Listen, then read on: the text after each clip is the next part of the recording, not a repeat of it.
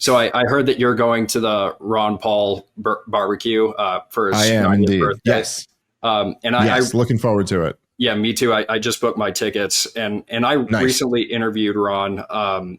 It was actually after Elon commented under my post, and I asked him this question, and I wanted to ask you it because I was wondering why Ron Paul as the man has created such an enduring uh, revolution, a movement that has existed since 2008 and 2012, and why people like Elon Musk keep bringing up his name and why he has seemingly had so much popularity. And Ron Paul's response to me was that, he's standing on the shoulders of giants, that he just has all of these ideas and they're not his ideas. He's just spreading Leonard Reed's ideas, Mises's ideas, and Rothbard's. And I kind of challenged him a little bit. I said, I think it's a little more than that. I think that, there's a reason why you have garnered so much respect while someone like Bernie Sanders, who had a similar populist movement, squandered it all. And Right. and I think really part of it does have to come down to his character. So I'm wondering just if you have a response to that, or if maybe you have any memory of meeting Ron Paul that you'd like to share. Sure. It's funny as you said that, and I don't know if I've ever thought about it exactly like this before, but I remember so in 2016 for me, like I was a young person when I first found Ron Paul. I found him in 2007. I was born in 1983, so I was 24 years old when I first found Ron Paul. So I was pretty young back then. And I just got totally swept up in the campaigns. I got obsessed with all this stuff. It just totally changed my life. And he introduced me to like all of these ideas and just started obsessively reading about him and thinking about him, talking about him. And then, in 2016, many of us had hoped that Rand Paul was going to kind of capture that energy. And that didn't really work out in his presidential campaign the way we had hoped for. And the Ron Paul thing kind of faded a little bit when he wasn't running for president. And then in 2016, out of nowhere, Bernie Sanders comes in. And it almost felt a little bit like, I remember what was really sad to me is that it almost felt like I'm not saying they did this or anything, but that they had like stolen all of the kind of like aesthetics of the Ron Paul moment. Like here you had this kind of like older guy viewed as a truth teller, really exciting the young people, drawing these huge crowds, breaking these fundraising records. It was like there were all these like kind of aesthetic similarities, and except Bernie Sanders blew the numbers out of the water. Like Ron Paul had broken he had the like single day fundraising record, and then Bernie Sanders just like blew it out of the water, and the crowds were even way bigger than Ron Paul's. And I was kind of like, oh man, this is almost like burying the memory of the Ron Paul revolution, which was so much better because Bernie Sanders has the aesthetics down, but his ideas are just garbage. And the guy was just, it was always kind of like, it was heartbreaking to me because Bernie Sanders, he was always a guy who, whatever you say about him, and maybe there's like a couple nice things you could say about Bernie Sanders, but the guy's like, when he sits down for an interview, he doesn't know the difference between equality and equity. Yeah. Isn't familiar with the term.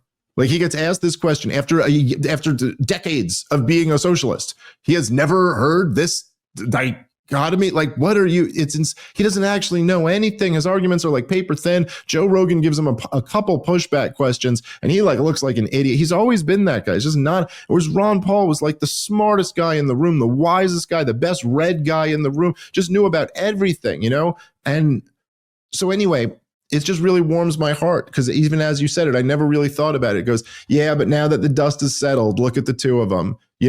So many people see Bernie Sanders for the fraud that he is, and no one thinks Ron Paul's a fraud. I don't care who you are and what camp, even the ones who hate him. Nobody thinks Ron Paul is a guy other than a guy who has his principles and stuck to them and really sure does know what he's talking about. He's the country doctor who knows more about monetary policy than the professional economists. He's the guy who's read everything about everything. And still to this day, he's 90 and he does a show and he's talking about the latest thing in the news. He's just always, and so, Ron Paul, he's a humble guy and a really genuinely good person. And he he, I'm sure, would say that he was standing on the shoulders of giants. And that's to some degree true. Like, he really did get the correct political theory from like some of the best thinkers and spread those ideas. But the reason why he was able to spread those ideas, because, there were other people who had them. There's a reason why he was the one who spread them to so many people, is because he was so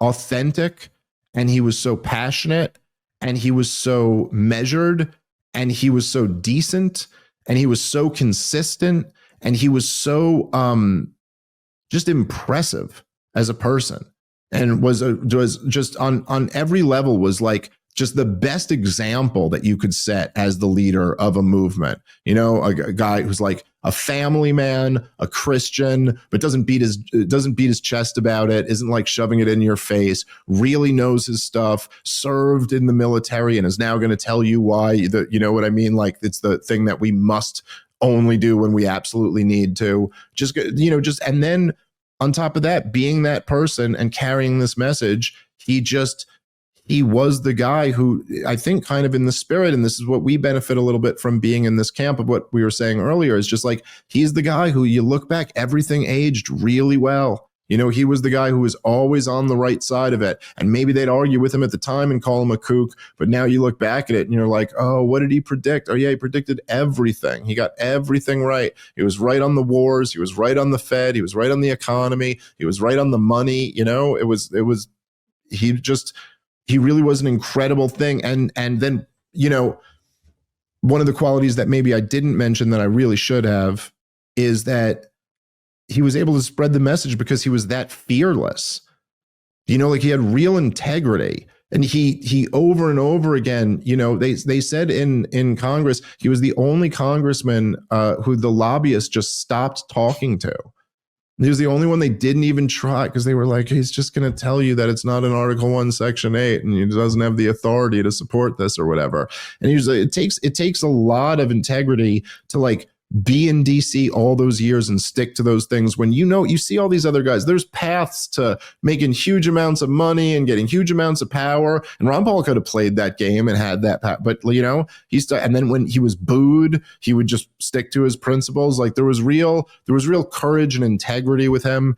And that's why he's the guy that so many of us still speak so highly of, all these years later. Yeah. 100%. Well, if you want to join Dave Smith and I at the Ron Paul Barbecue on August 9th, please check the description. I'm going to have the link there to buy your tickets, and I'd love to see you there.